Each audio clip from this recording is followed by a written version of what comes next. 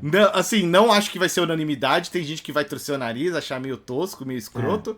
Mas eu curti muito.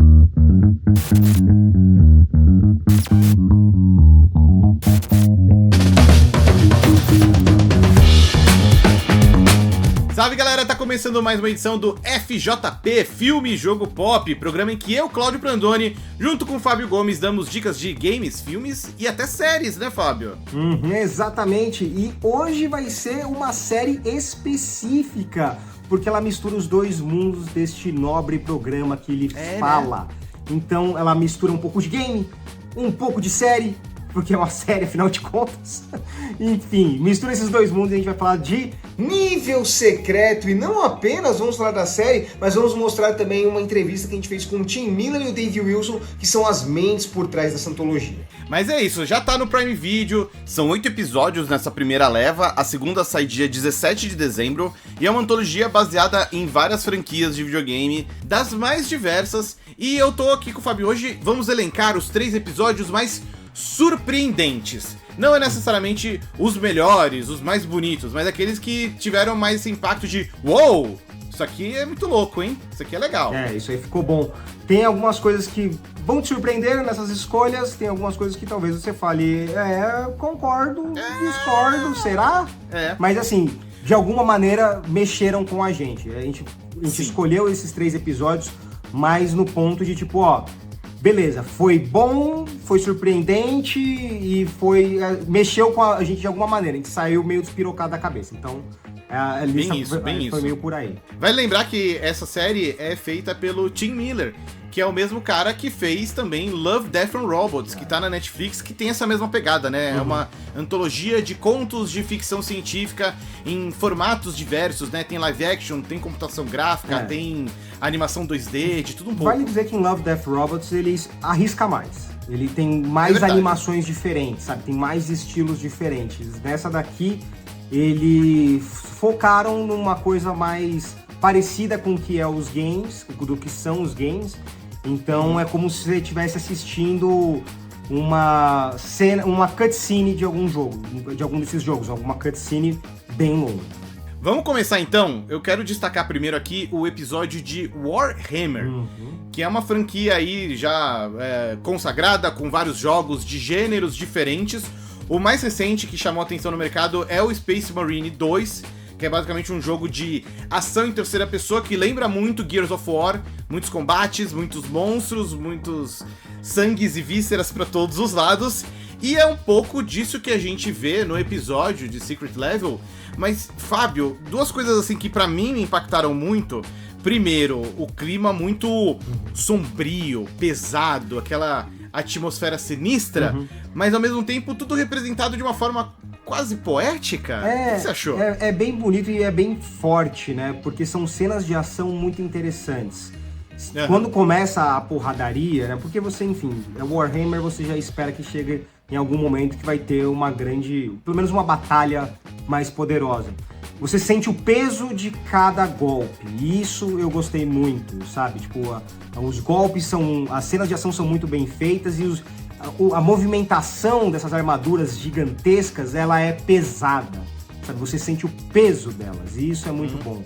Porque eu pego muito como exemplo, qual é o nome daquele filme do Guilherme Del Toro mesmo, Prandas? O Pacific Rim, o Círculo de Fogo. Pacific Rim. Porque o Pacific Rim, o primeiro filme, você sente o peso dos bichão. O segundo é muito estranho, porque eles são muito leves, parece, sabe? Eles pulam de qualquer jeito, eles se mexem. Então, tira todo aquele peso que tinha no primeiro. Porque, enfim, são armaduras grandes, você precisa parecer que elas são pesadas. E nesse caso eu acho que a série conseguiu encontrar esse meio termo e fazer funcionar bem com cenas de ação muito bonitas. Um detalhe que acho importante de destacar aqui é que você não precisa conhecer a franquia, os personagens, a história pra aproveitar, pra curtir, né? Você não precisa ser que nem o Henry Cavill, você sabia que ele é um grande fã, né, de Warhammer, pinta bonequinho, ele elogiou o Space Marine 2 nas redes sociais. Ele deve estar surtando com esse episódio. Então... Deve. Ele deve ter ficado maluco com esse episódio, deve ter falado, por que eu não dublei ninguém? Eu precisava ter dublado algum personagem. Porque ficou bem bom, sabe? Se você é fã, dos games, você vai gostar. Se você não é fã e não conhece nada, eu acho que dá pra curtir muito tranquilo também. E tem ainda mais algumas surpresinhas mais pro final do episódio que, né, não vamos trazer aqui pra não dar spoiler, mas, cara, acho que só reforçam quanto esse episódio é especial. Seguindo em frente, quero trazer agora, Fábio, Sifu, que é um jogo indie, um dos poucos jogos indie representados na série Secret Level, que assim, logo que anunciaram, pra mim parecia muito óbvia a escolha, porque Sifu é basicamente um jogo de ação e artes marciais, só que, cara, o resultado na tela é lindíssimo também, né? Muito bonito. Lindíssimo. Eu acho que visualmente é o episódio mais bonito, porque as artes são mais diferentes, né? Elas são mais condizentes com o que é o jogo. Se você não jogou, é a história de um cara que tá buscando vingança, só que cada vez que ele morre, ele volta mais velho. Então ele começa, a gente já falou de Sifu em um dos nossos programas, ele começa, né, novinho, com uns 20 e poucos anos e pode ir até 70 e poucos. Então é muito bom como a história começa e como ela termina. Então ele começa e termina no mesmo lugar, só com ele com idades diferentes. E toda a sequência de ação, como ela vai desenrolando, a beleza que eles conseguiram pegar, porque o jogo foi muito inspirado em filmes de ação dos anos 70 da Ásia, né? Que, enfim, 70, 80, de muita porrada, muitas cenas que não tem corte. E eles conseguiram manter isso na animação, no curta, que também é um dos mais curtos também, não é muito longo, mas ele tem o tamanho que precisa ter, sabe? É muito legal. E acho que é um dos episódios que melhor consegue traduzir pra tela, né, pra narrativa, o mesmo tipo de ação que você vê no jogo. É muito parecido, né? Tem momentos que o enquadramento lembra bastante. Cara, e é bonito, né? A história, da maneira que ela é contada, e como você pontou, a maneira como ela começa e termina, eu acho que tem um impacto, assim, emocionante. Muito bonito mesmo. É muito gostoso de acompanhar essa jornada, sabe? Eu acho que de todos ele é um dos menores, mas é o que mais surpreende por causa disso. Porque a jornada é muito certinha, ele é redondinho. Você fala, putz, não precisa de mais. Poderia ter mais? Poderia, adoraria ter mais. Mas não precisa. Não precisa. Agora, pra fechar aqui a nossa trilogia de episódios surpreendentes, esse aqui vai ser unanimidade, todo mundo que vê esse episódio vai ficar surpreso, que é o episódio de Pac-Man, que pra mim já foi surpreendente ele estar presente nessa antologia, porque, pô, o Pac-Man, ele é puro gameplay, e é uma coisa bem das antigas, né, fliperama, os pixel quadradão, o come pela tela indo atrás dos fantasminha, mas a releitura do Secret Level é um troço completamente fora da casinha, né? Cara, é completamente absurdo o negócio que a gente assiste ali, porque quando você vê Pac-Man, você pensa até nas animações que teve de Pac-Man, que são mais infantis, né? Tem um negócio mais infantil. Você viu aquele filme com o Adam Sandler lá, que os bichão invadem e tal também? Pixels! Que também tem um Pac-Man que invade e tal. Então, quando você pensa em Pac-Man, você pensa em coisas mais infantis, mais bobinhas, mais simples, porque a franquia tentou se pintar disso ao longo dos anos. Mas eu gostei muito do risco que eles tomaram, porque assim, Pac-Man não tem história. Não. Na verdade não tem uma história, você tem que ir lá ficar comendo os negocinhos e fugir dos fantasmas. Fim. Então eles falaram, vamos pegar esse conceito, e é um cara, né, um bicho que vai nascer e vai ser comandado por essa bola sinistra, e vai obrigar, você tem que sair comendo as coisas aí. Vai comendo, você tem que se alimentar pra melhorar até chegar em um certo ponto. E o momento em que temos o Pac-Man, né, que tem a referência do Pac-Man, você fica, que isso, o negócio funcionou, eu não acredito nisso. Cara, é bizarro. Enquanto a gente assistia esse episódio, a minha impressão era de que o conceito se a gente misturasse Pac-Man com Dark Souls. É isso! Sabe? Tipo, é um mundo super sinistro, cruel, impiedoso, e o nosso Pac-Man ali, reimaginado, ele tem que aprender a se virar sozinho pra enfrentar os fantasmas, os perigos desse mundo, né? E eu achei também muito sutil, mas bacana, como incorporam toda a mecânica de um jogo de fliperama, porque é isso, quando ele morre, você volta, você tem outra vida. Isso tá presente de alguma maneira também no episódio, só que com esse verniz muito sinistro, né? Cara, eu adorei o episódio do Pac-Man. Não, assim, não acho que vai ser unanimidade. Tem gente que vai torcer o nariz, achar meio tosco, meio escroto. Mas eu curti muito, assim, achei muito ousado, Fábio. Exato, eu tenho certeza que vai ter muita gente que vai assistir esse episódio e vai ficar puto, porque, enfim, não é o Pac-Man, nem a pau, não tem nada a ver, não sei o quê.